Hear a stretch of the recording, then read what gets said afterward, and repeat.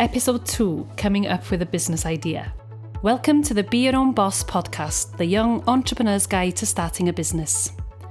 Whether you're thinking about business for the first time or you have an idea that you want to develop, then this is the podcast for you.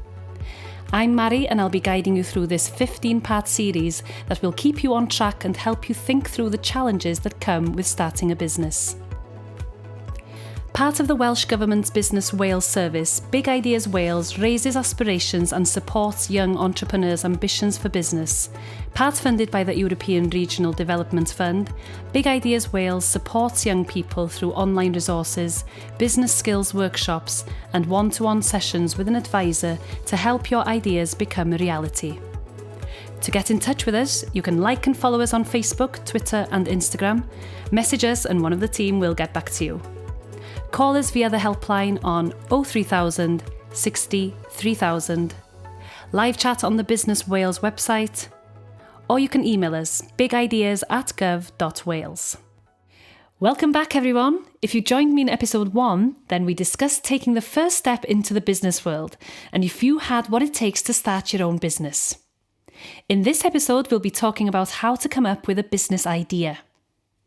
Not every business starts with an eureka moment.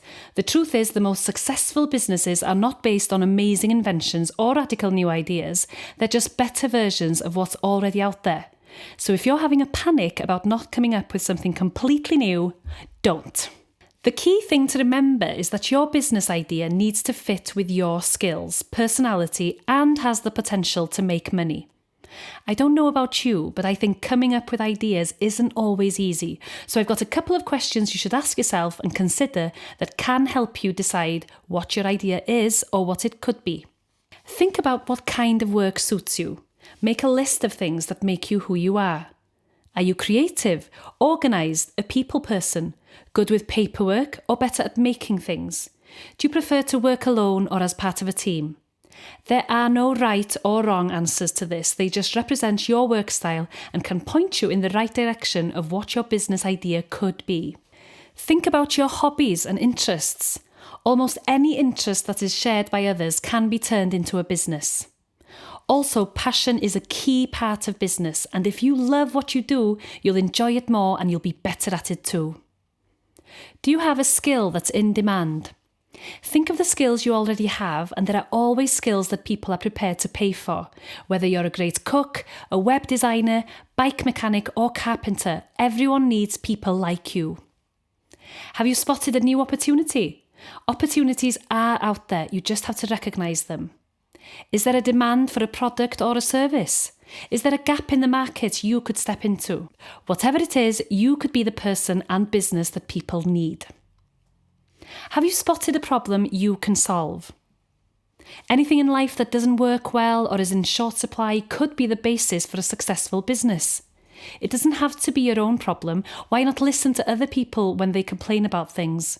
Common gripes often spark a new business idea. I know the biggest question you're asking right now is, but how do I know if my business idea is a good one? You're not the only one asking this, so don't worry. There are a few things you can do to find out.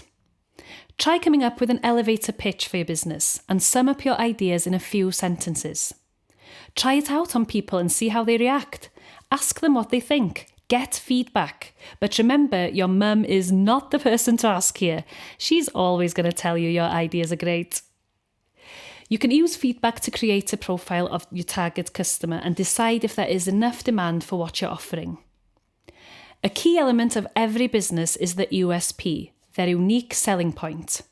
Have a think about why your customers should choose you over anyone else. Your USP can be based on the skills and services you provide. Just know your strengths, but also be honest about what you need help with and connect with the right people. I took the time to speak with Fran Hunt about how she came up with the idea for her business, Frankly Materials. Hello, Fran. Hello. Nice to meet you. So where did the idea come from for your business? So the idea for my business came from my background as a prop maker. So I worked as a prop maker for about 10 years. I moved back to Wales and thought, brilliant, I can find a local materials supplier. I'm very passionate about using local businesses. And I found that there wasn't a materials supplier. So I saw that gap in the market and decided to go for it and start up our own prop making supply company. Wow. So is that what you tell people, that if you find something that's missing or lacking, is to just run with it if you've got that idea and that opening? Definitely. Do something that you're passionate in, do something that you're knowledgeable about. I was lucky to have all of that background of 10 years before I started the business, which was really, really helpful for me. But also if there's something in a hobby that you think, oh, this is a problem, this doesn't work quite right, or something in work that you think, oh, I've got a solution to this, that can also be an opening as well to start your own business. So what happened after you noticed that there wasn't this company in Cardiff? Where did you go from there? I really just started looking at competitors, and it's quite a small industry, so I'd been a customer of all of them, which was very helpful when you're setting up a business. So I looked at what do they do that's really, really good, and what do they do that perhaps, as a customer I've experienced that's not so good, and then use that as a basis to start the business, really. Were you quite apprehensive or nervous about the whole thing, or did it feel like a natural thing to do? It was quite natural for me. I was studying a master's degree at the time, and setting up a business, so I was very busy. I don't do things by halves, but it was just my next step, really, that I wanted to do something. And I've been in self-employment before, so this was slightly different, setting up a limited company. But yeah, it was just that natural step for me. What were the main challenges then? The main challenge with a business like ours is health and safety. So a lot of our products are hazardous. Some are explosive, some are an irritant. So trying to get a courier to courier them was a huge challenge, and it took us 8 months. Wow. So that was a big challenge. And of course, if you don't have a courier, you don't have a system of getting products to your customers, then you don't have a business. So it took a lot of phone calls, a lot of perseverance. But we wanted to build a business on that strong foundation and be honest about what we were selling and what we were couriering to different places. So yes, that was our biggest challenge. And sometimes you think, is this possible?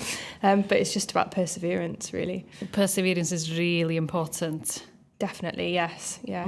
Business can be really, really rewarding, but it can also be really challenging, and the buck stops with you, so you have to get through it and find problem-solving skills to get through that. So what exact materials are we dealing with here with your business? So we basically sell what look like buckets of goo.